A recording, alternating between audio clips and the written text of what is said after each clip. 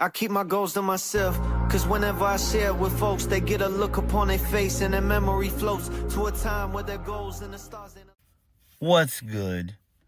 We're going to get into AEW Dynamite from July the 15th, 2026. This was a bad show, very boring and bland. Nothing of really any importance happened on this show. It was basically just a waste of 2 hours. Well, almost 2.5 hours. I have no idea why Tony Khan still continues to do overruns. It makes no sense. This show should have went out the air directly at 10 p.m. Or at least like 10:05 or whatever. Or at the absolute latest, maybe like 10:10. Nothing beyond that. But again, such is life, whatever. Redemption is literally next weekend.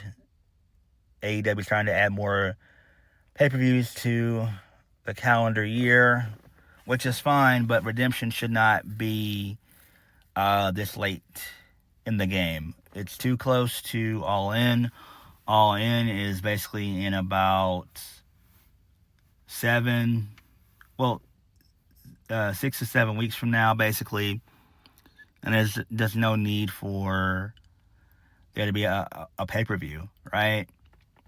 Makes no sense. I get you want to add more pay-per-views to AEW, which is fine, but it would have been better if they just would have made Redemption out to be a TV special. Kind of how like they did for Beach Break. I think that would have been better. It would have made more sense, but such is life, whatever. All right, so we kicked the show off with the first match of the night. Edge and Christian, they defeat the Death Riders in Wheeler Yuta and Daniel Garcia. Who really cares about this? Post-match, the Young Bucks were seen in the crowd. They were clapping. Edge and Christian, they gave them a nod. Then the Dogs and Claudio Castagnoli, they showed up and they beat them up. That being Edge and Christian. So the Bang Bang Gang came out to make the save. A brawl ensued, basically. David Finlay tried to use the shillelagh, but Jay White showed up and took it away. And then the heels, they fled, basically. Jay White gave the shillelagh to Christian Cage, and the Bang Bang Gang and Edge and Christian, they had a little stare down, and they're trying to get Christian on board with Jay White. Don't really care about this. This is a waste of time. We should have started the show off with Kenny Omega, but whatever. I don't really care about this at all. And when did Claudio join the Bang Bang Gang? I don't freaking know. Well, no, oh, yeah, never mind. My bad. I'm sorry about that. I forgot the Death Riders were there. Whatever. Moving on from that, this leads us into Renee Paquette. No, my bad. I'm sorry.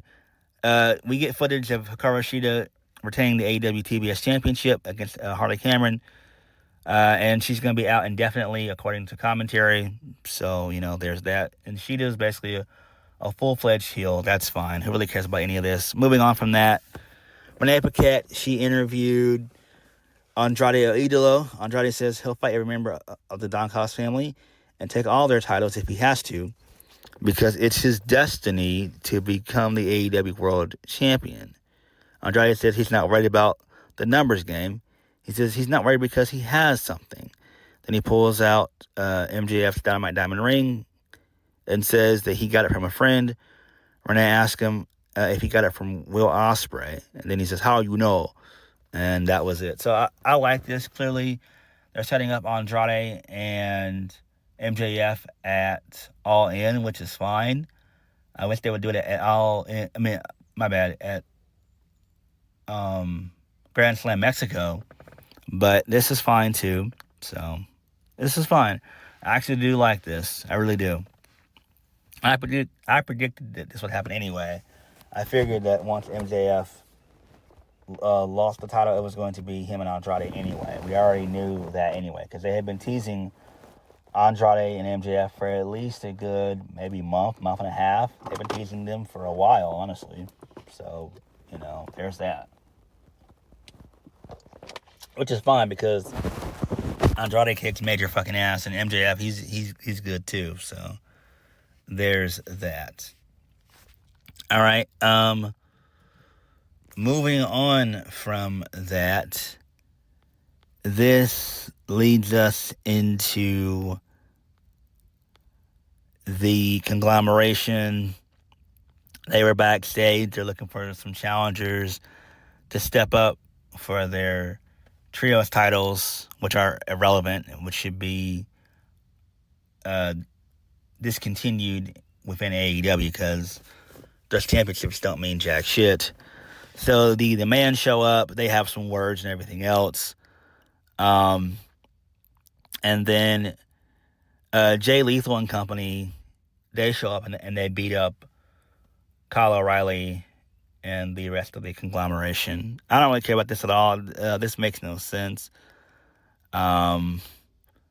Seems like they're probably going to add more members to the demand, basically, more than likely. I thought Jay Lethal probably got quietly released. I thought that may have happened, or he probably was just stuck on Collision. But, whatever, man. I don't really care about this at all. I really don't. Moving on, Andrade defeats Jake Doyle. Match was very solid. Very, very good shit here. Jake Doyle's great. I've been a fan of him since his time in TNA. Impact at that time. But this match was very solid here and everything else. We got a really good video package of Andrade Idolo. So I did like that. Andrade ends up getting the win via the DM for the 1, 2, 3. Very good stuff here. Actually enjoyed this match. This match was quite fun. Good shit. Post-match, it's announced that Andrade is going to be getting his AEW National Championship match at Redemption. So Mark Davis shows up, and the two of them, they kind of stare each other down. Then the rest of the Don Cost family, they come out, and Andrade, he puts the Dynamite Diamond ring on, and then the heels scour away. I don't give a fuck about this, though. Whatever, though. Who cares? Moving on. This leads us into Kenny Omega. So he shows up. The Bucks, they show up. They congratulate him and everything else. They said that they've been best friends for 20 years in the business. And then they were proud of Kenny for doing what he had to do. For him doing it all by himself last week. And to them, he proved that he's still the best professional wrestler on the planet. But he's wearing that particular belt that peeves them. So they brought him something. So they give Omega the original AEW World Championship. They disposed of the Triple B. Omega says it's unbelievable. It's been 1,100 days, some odd days. It's been so long that he's not even sure if he would even be able to hold the title ever again. He says the difference maker was that his friends, family, and fans believing in him.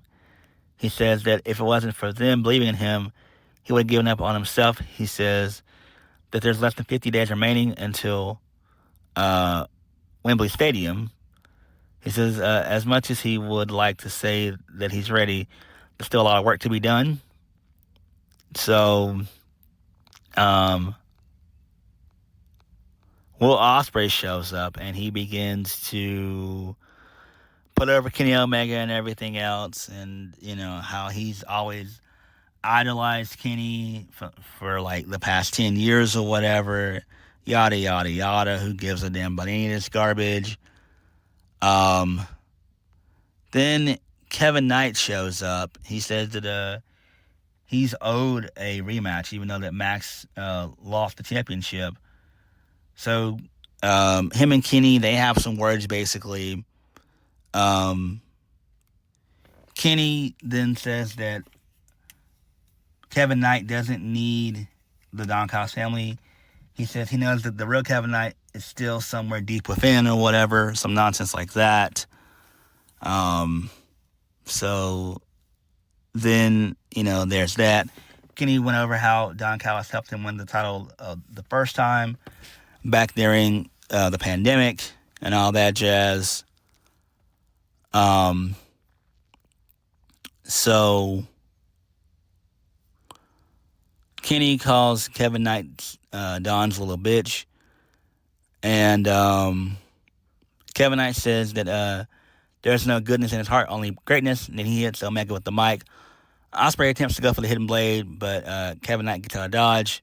Darby shows up, beats up Kevin Knight. Brian Cage comes out and attacks Darby. Then the rest of the Don Callis family, they show up at ringside. And then the Death Riders, they show back up to kind of make the save. So, I don't care about any of this at all. This is a waste of time. This really should have started the show.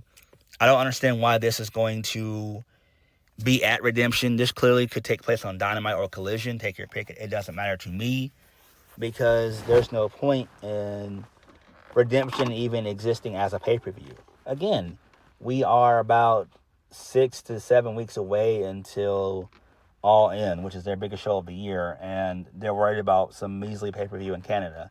It just makes no sense, but whatever. I don't fucking understand it. I really don't. It makes no sense.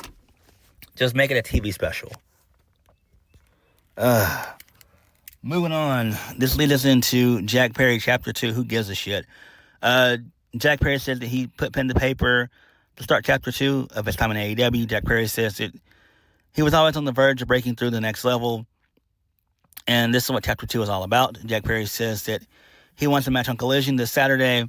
And he wants to give an opportunity to someone who is where he was in Chapter 1. And I'm like, dude, get fucking real. You're a joke. Jack Perry's been a joke since day one, right? The guy sucks. He just has a job because he's friends with the Bucks and Kenny Omega. That's it. If it wasn't for those guys, he would literally be on the indies still to this day doing nothing. It's like, who gives a shit? This is a waste of fucking time. He's a bum. Moving on. Brody King and Bandito, they defeat Aaron Solo and Nick Camarado in a squash match. So, there's that. Who really cares? Moving on from that, Renee Paquette, she's backstage with Kyle Fletcher. Kyle Fletcher says that he's ready for Commander. Then Bandito and Brody King, they walk up to the shot. Bandito puts his wanted poster on Kyle Fletcher's chest, and that was that. Moving on, Kyle Fletcher defeats Commander to retain the AEW International Championship. The match was pretty solid. Commander is AEW's version of Ray Phoenix, basically. Guy just does crazy shit. He's okay. I mean, he's not better than Phoenix, obviously, but he's the closest thing you got. Especially in AEW, now that he's in WWE. He's been in WWE for about, maybe close to a year now, I think, if not more. Or at least close to a year. So once the match ends, Takeshita shows up. He makes the save. Him and Kyle, they brawl, basically. Okada shows up, and he lays out Takeshita with the Rainmaker. So, there's that. Then Bandito and Brody King, they show up to make the save, basically. So, whatever. I don't care about this at all either. Moving on, this leads us into Renee Paquette again. She's interviewing Kenny Omega. So, it's confirmed it's going to be Kevin Knight and Kenny Omega at Redemption. Kenny Omega says he hasn't given up hope on Kevin Knight. And then Darby shows up. And Darby Allin says that Kevin Knight needs to be physically humbled, and he's going to take the TNT Championship from him next week. Darby tells Kenny to keep wasting his time by talking, and then Moxley shows up. Moxley says Darby is right, and he stares at the world title. Okay, that's fine. Moving on, Darby Allin defeats Brian Cage. Yay, who really cares, though? Moving on from that, this leads us into Kyle Fletcher and Okada. Kyle Fletcher calls out Bandito and says that he's not scared of anybody. Kyle Fletcher says that he'll defend the title against anybody, and is going to be the greatest AEW International Champion of all time. Kyle Fletcher says that he wants Bandito at Redemption. All right, whatever. Moving on from that, this leads us into Don Callis and Kevin Knight. Don Callis says that Kevin Knight can handle whatever is on his plate. Don Callis says everything that Omega has is because of him. Kevin Knight's going to take care of him at Redemption.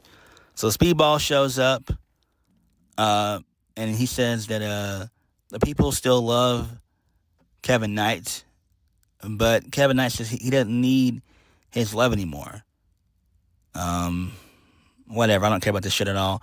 Main event of the evening, Mercedes Moné and Divine Dominion, which consists of Megan Bayne and Lena Cross. They defeat Willow Nightingale, High-End, and Maya World. And that was the main event. Who really cares about this at all? This is a waste of time. Again, Dynamite was boring. Not much happened on this show. Redemption is shaping up to be one hell of a boring show, more than likely. Again, it would be better off if this was just going to be a basic TV special. So that's what it's shaping up to be, really, for being honest. Like, you're not really going to have any stars on that show. There's no Will Ospreay. There's no Jon Moxley. There's no MJF. I mean, I just don't understand it, but whatever. But this was just a waste of time, really. It really was. But what did you guys think? Let me know. Like, comment, subscribe. Peace.